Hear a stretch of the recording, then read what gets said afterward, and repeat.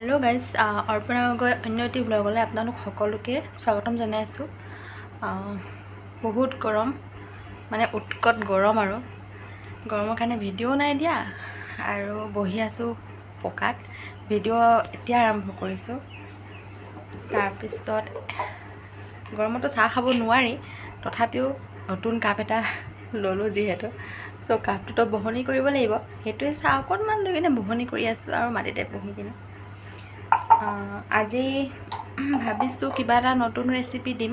নতুন মানে গৰমততো মাছ মাংসবোৰ বেছি খাব নোৱাৰি যিহেতু, সেইকাৰণে চিম্পুল কলপচলাৰ এটা ৰেচিপি দিম। আৰু তাৰ কাৰণে দুটামান বস্তু ল'বলৈ এতিয়া বাৰীলৈ যাম। চ' আপোনালোককো পাৰিলে দেখাই থাকিম আৰু ৰেচিপিটো দিম, অলপ দেৰিকৈ বনাম। গতিকে ভিডিঅ'টো স্কিপ নকৰাকৈ আপোনালোকে কণ্টিনিউ চাই থাকিব, কিনো ৰেচিপি বনাওঁ মই।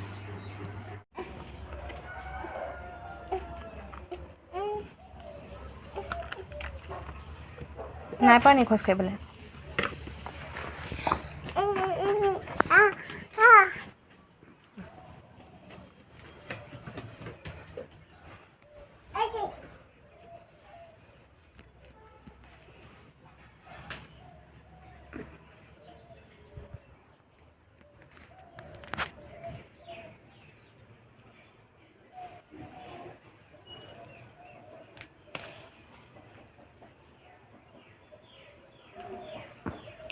অলপ কোমলীয়া নৰসিংহ পাতৰ আগ কেইটামান ছিঙি ল'ম ৰেচিপিটো।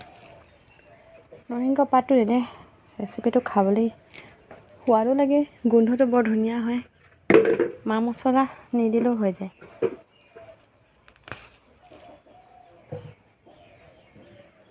চাহ বেটা ক'ত পেলাই দিছা?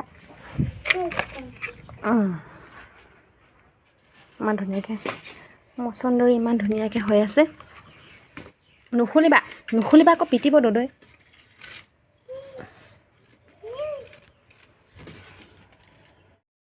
সেয়া কলপচলাখিনি ভালদৰে কাটি লৈ পানীত কমেও আধা ঘণ্টামান মই তিয়াই ৰাখিলোঁ। তেতিয়া আচলতে কলপচলাখিনি ক'লা নপৰে, তেতিয়া বনাওঁতে বগাই হৈ থাকে। তাৰপিছত এইফালে ইনগ্ৰিডিয়েণ্ট হিচাপে মই দুটামান বস্তু ল'লোঁ। পিঁয়াজ কাটি লৈছোঁ অলপমান। তাৰপিছত এইফালে জিৰা কেইটামান আৰু পাঁচফোৰণ কেইটামান, শুকান জলকীয়া দিব পাৰে, তেতিয়া বেছি ভাল হয়। তাৰপিছত এইফালে আদা, ৰচুন, নৰসিংহ পাত, ধনিয়া থেতেলিয়াই ল'লোঁ একেবাৰে খুন্দনাতে। তাৰপিছত এয়া অকণমান বাতিত জিৰা আৰু ধনিয়া পাউডাৰ অলপমান গোন্ধটোৰ বাবে দিম। মচুৰ দালি অকণমানো তিয়াই থৈছোঁ, সেইখিনিও দি দিম, তেতিয়া জোলকণ অকণমান ডাঠ হ'ব। তাৰপিছত এইফালে মই বুট মাহ তিয়াই ৰাখিছিলোঁ আৰু বুট মাহৰ বৰা কেইটামান বনাই ল'লোঁ, সেইকেইটাও মই চব্জিত দিম। তাৰপিছত প্ৰথমতে মই আলু কেইডোখৰমান ভালদৰে ফ্ৰাই কৰি লৈছোঁ আৰু অলপমান হাফ ফ্ৰাই কৰি তাৰপিছত নমাই দিম। এইফালে তেল গৰম হৈয়ে আছে যিহেতু, গতিকে তাতে তেজপাতো দুখিলামান দি দিলোঁ আঞ্জাখন বনাবৰ বাবে। তাৰপিছত লাহেকৈ জিৰা আৰু পাঁচফোৰণ গুটি দুটামান দি দিলোঁ।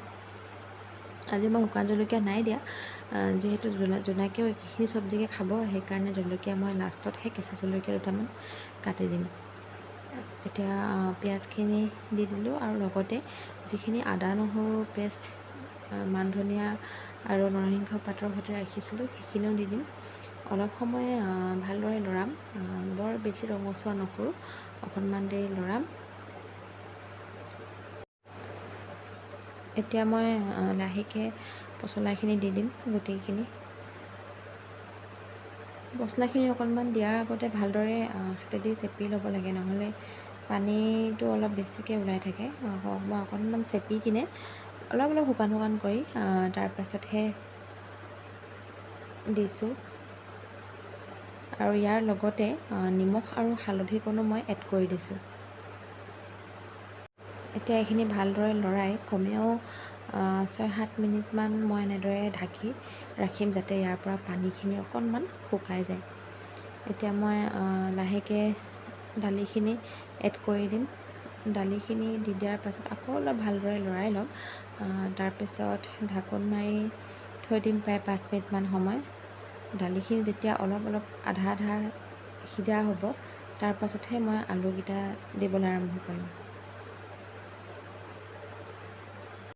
এয়া পানীখিনি অকণমান শুকাই গৈছে। এতিয়া মই ফ্ৰাই কৰি থোৱা আলুকেইডোখৰ ইয়াৰ লগত এড কৰি দিম। তাৰপাছত অকণমান সময় লৰাম। অলপমান উতলা গৰম পানী কৰি ৰাখিছোঁ, গতিকে উতলা গৰম পানীখিনিও লগতে ঢালি দিম।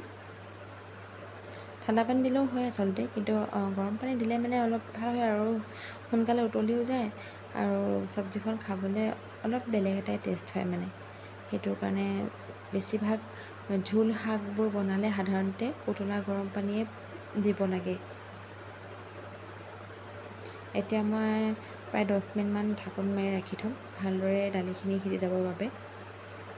মই বাতিত যিখিনি মছলা থৈ দিছিলোঁ সেইখিনিয়ে লগতে দি দিম, তেতিয়া ভালদৰে উতলি যাব। পানী আপোনালোকে নিজৰ ইচ্ছামতে দিব পাৰে, যিমানখিনি দিব বিচাৰে। মই অলপ কমকৈ দিম, অলপ থুপথুপীয়াকৈ খাবলৈ ইচ্ছা আছে যিহেতু। আৰু লগতে মই ইয়াত বুটৰ বৰকেইটাও ইয়াৰ লগতে মিহলাই দিম। এনেদৰে বুটৰ বৰ দি খাই চাবচোন, খাবলৈ বহুত ভাল লাগে। আৰু এইখিনি এনেকৈ উতলাই ৰাখিম। তাৰপাছত কমেও 10 মিনিটমান ৰখাৰ পাছত, কম জুইত ৰান্ধিব। 10 মিনিটমান ৰখাৰ পাছত শেষত মই কেঁচা জলকীয়া দুটামান ফালি দি দিম। তাৰপাছত গৰমে গৰমে পৰিৱেশন কৰাৰহে কথা আৰু দেই। লগতে মই আজি ভিডিঅ'টো ইমানতে সামৰণি মাৰিছোঁ। আকৌ আহিম নতুন এটা ভিডিঅ'ৰ সৈতে আপোনালোকৰ মাজলৈ, তেতিয়ালৈকে চাই থাকিব।